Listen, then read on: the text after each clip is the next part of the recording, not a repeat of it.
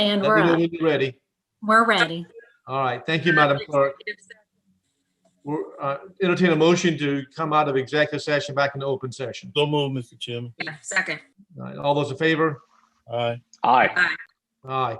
Let the record reflect no action was taken. We received legal advice as to item F of our agenda. Councilmember Waring, I'll now entertain a motion from you.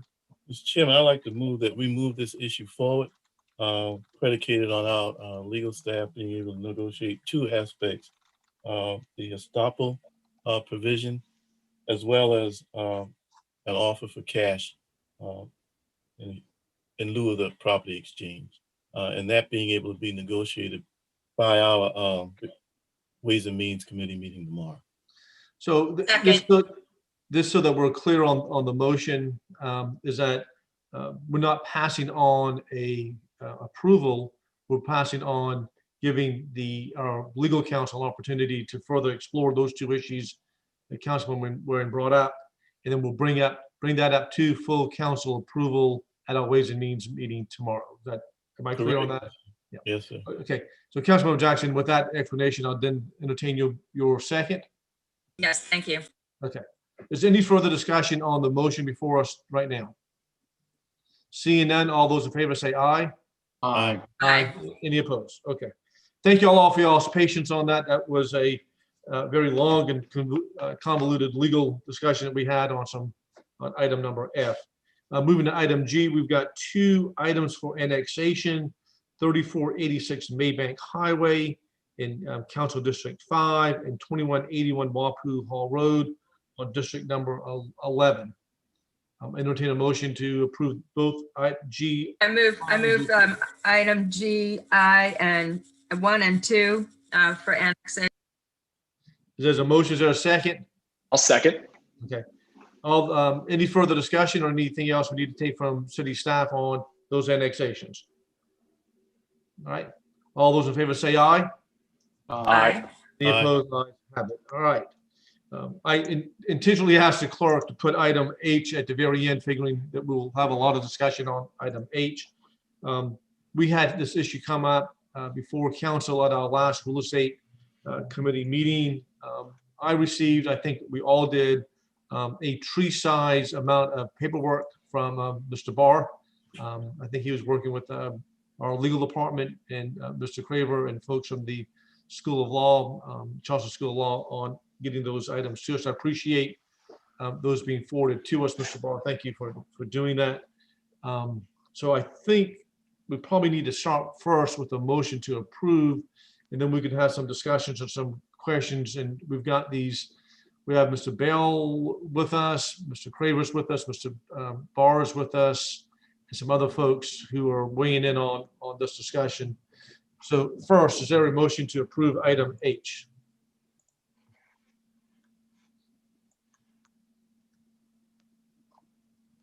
Anybody on council wish to make a motion for item H to be for approval? Mr. Appel or Ms. Jackson? I move for approval. Thank you. Is there a second on item H for approval? I don't think I can I second? As chair? I don't Yes, think you, I yes, don't think you can as a presiding officer. there's no restriction on you not approving a motion. Okay, I second. All right. Now, Mr. Mayor, I understand. Are you going to recuse yourself from? Yes, I was just going to be recognized, Mr. Chairman, to Yes, sir. recuse myself, just to avoid even a semblance of any conflict. My son Joseph has a minority interest in CC&T, the listing company for the transaction, and he's not the agent, but he has a minority interest in CC&T, and I will recuse myself for that reason. Okay. We'll let the record reflect that the mayor has recused himself from any further discussion concerning this. So, Ms. Ferdina, do you want to give us an update as to where we stood at the last time we had this matter deferred? Yes, sir. So before you again is the ordinance authorizing the mayor to execute on behalf of the city the quitclaim deed and the basically the elimination of the possibility of the reverter. And the ordinance is in your agenda package. I did notice that in this agenda, the attachments were not included. I think that that's just an oversight, but basically the ordinance does include as attachments the closing sheet, which would indicate what the city is going to be receiving in exchange for releasing the reverter and executing the quitclaim deed. And then also we've attached as an exhibit the proposed quitclaim deed. As the mayor mentioned, there was a chronology and a number of exhibits supporting that chronology that Capers Bar, I believe, distributed to all the members of the real estate committee. I believe that anybody, any of the lawyers who are here, Mr. Bell, city staff is happy to answer any questions that any of you have. I do want to mention that one of the issues that came up at the last meeting was the fact that there was nothing in the 2017 agreement, which I feel is the operative agreement here. There was nothing in the 2017 agreement that stated clearly the intent of the law school to remain on the peninsula. And that is an important point. I believe Councilmember Waring brought that up. And it's important because really that was the intent of the parties entering into this agreement originally back in 2004, 2005, was the plan that a law school would be on the peninsula. It would be an institution that would be not only an engine for economic development for the area, but it would also be a law school which we know spends a significant amount of its time dedicated to public service and pro bono work, which could be an asset for the community. So all that being said, we've had conversations with, I believe the mayor has spoken to Mr. Bell, I've spoken to Mr. Craver, and they are certainly willing to include in either the 2017 agreement or execute a different agreement which firmly indicates their obligation or their willingness to be a part of the peninsula community in the future. So I think that's an important point to bring out. It's consistent with the intent of the agreement with Mayor Riley and the law school originally. And it's a development that I believe was a question that Councilmember Waring had at the last meeting, and that I think we've now buckled down. I'm happy to turn this over to either Mr. Bell or Mr. Craver if you would like to hear more about that. Also, obviously, Capers is here to answer any questions that you may have about the past history of this deal and where we are right now. Thank you, Ms. Sardina. And I do appreciate, Mr. Barr, the memorandum and the chronology with the attachments. It sort of was an easy flow of information to follow. And it did jog my memory on some other issues that came up. So Mr. Bell, Mr. Craver, do y'all want to comment on Ms. Sardina's statement about a commitment for the school to stay on the peninsula? Good afternoon, Mr. Chairman. This is Ed Bell. I'm the president of the Charleston School of Law. Thank you for allowing us to attend your meeting today. It's good for me to get out a little bit. I've been in quarantine since March, and hopefully this will be over soon. I can't tell you the number of developers who've contacted the School of Law through me and others, asking us to go somewhere else off the peninsula. I have not looked at, nor have I entertained the idea of leaving the peninsula. We love the city of Charleston. We think that our students benefit tremendously from it.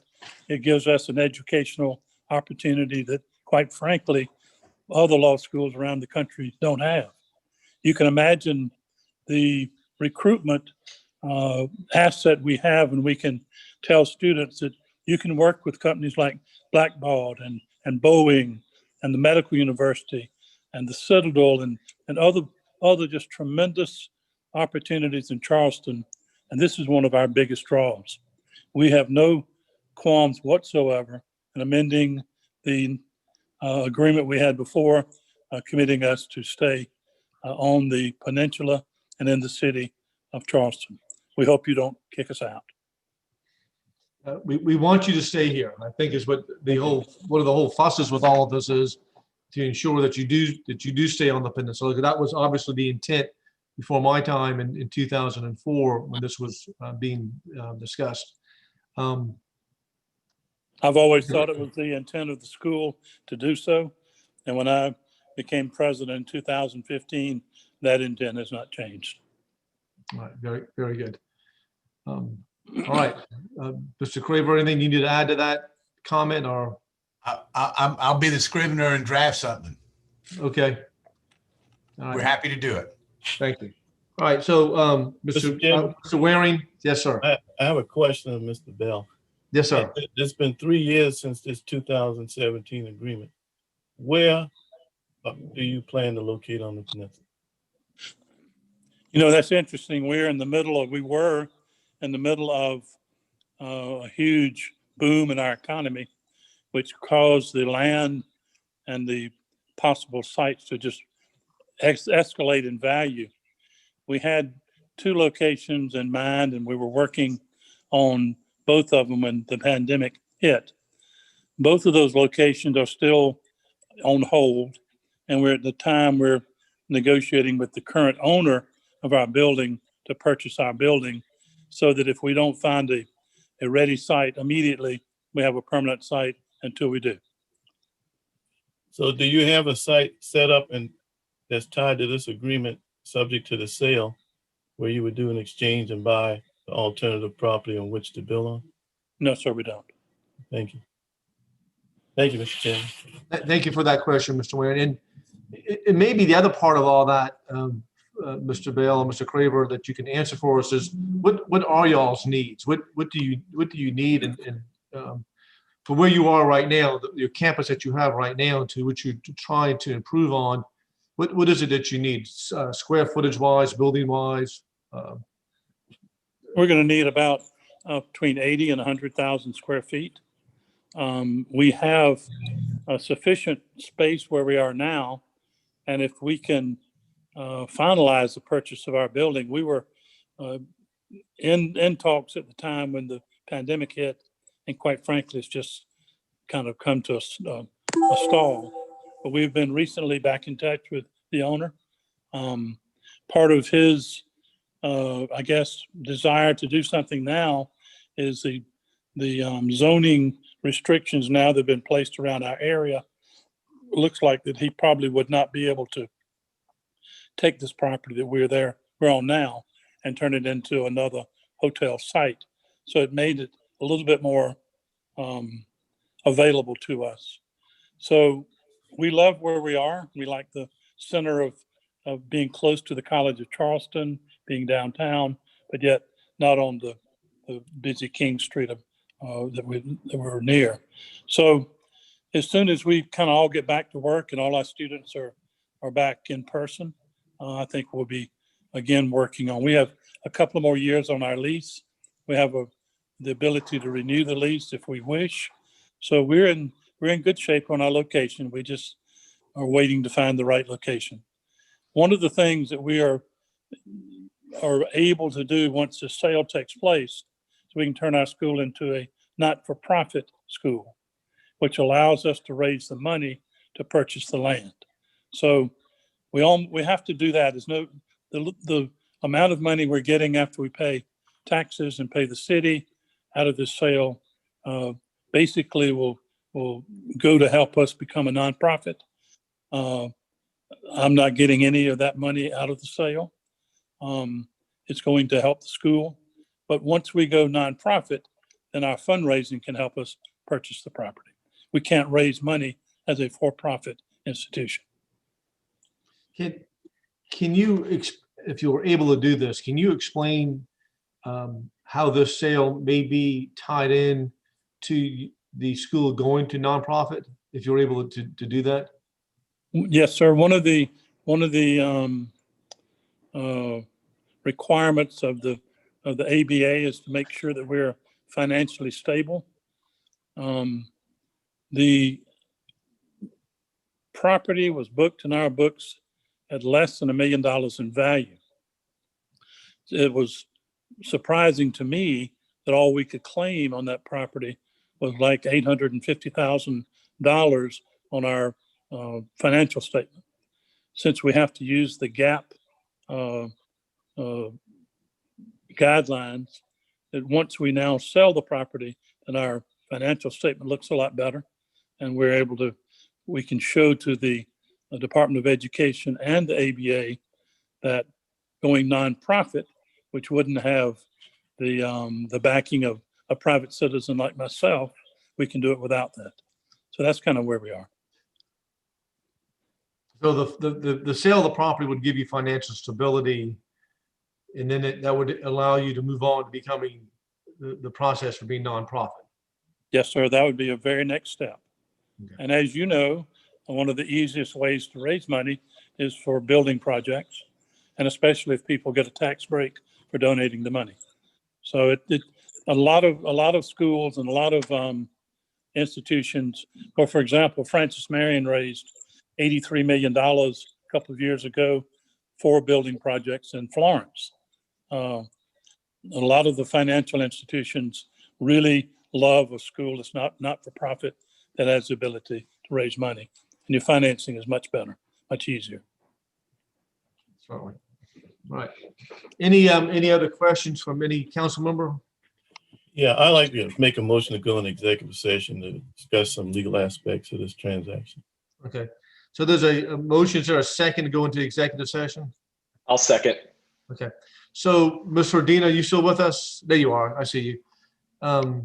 So it'll be, the mayor cannot join us on this. Is there anybody else from staff or city representatives we need on here? Again, Chip, if he could join us, and Rick. I'm here. And Gianna. I know there's an affordable housing aspect to this agreement, so. Right. I So I want think, to make sure. And Madam Clerk, can you take us back into executive session? Yes, Mr. Chairman, you need to vote on the executive session first. All those in favor of going into executive session, say aye.